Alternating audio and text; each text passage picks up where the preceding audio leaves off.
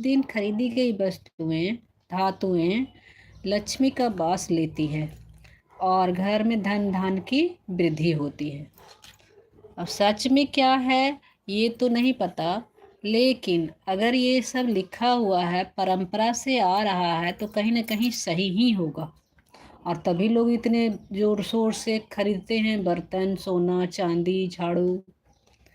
व्यापार और बाजार में रौनक आ जाती है, लोगों का व्यापार 4 गुना बढ़ जाता है इस दिन। धनतेरस आते ही बाजारों में अद्भुत रौनक देखने को मिलती है। ज्वेलरी शोरूम, बर्तन की दुकानें और ऑनलाइन प्लेटफॉर्म, ग्राहकों की भारी भीड़ उमड़ पड़ती है। व्यापारी इस दिन विशेष ऑफर और नई कलेक्शन लेकर आते हैं। इससे न केवल धार्मिक परंपरा निभती है, बल्कि बाजार की आर्थिक गतिविधियों में भी तेजी आती है।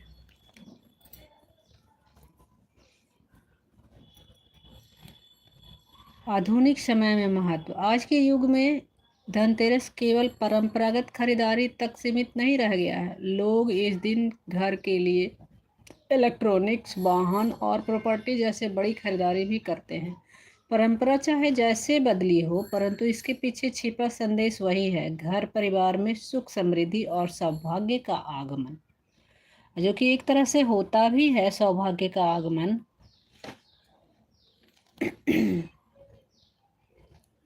धनतेरस का वास्तव में समृद्धि और शुभता का पर्व है।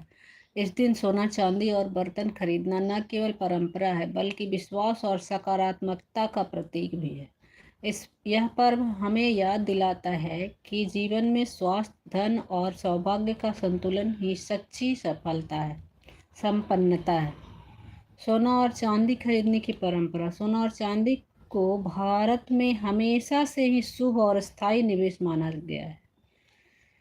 धनतेरस पर सोने चांदी के सिक्के, आभूषण या बर्तन खरीदने से माँ लक्ष्मी प्रसन्न होती हैं, ऐसा हिंदू धर्मों में माना जाता है।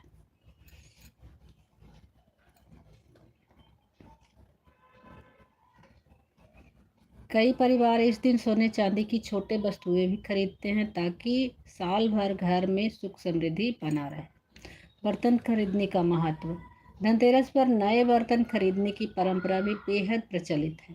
यह माना जाता है कि धातु का नया बर्तन घर में सकारात्मक ऊर्जा और समृद्धि का संचार करता है।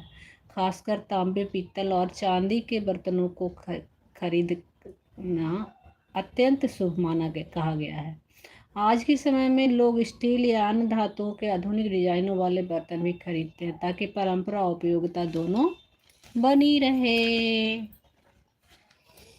यानी कि पहले से जो आ रही है परंपरा वो भी निभ जाए और मॉडर्न भी हम दिखें।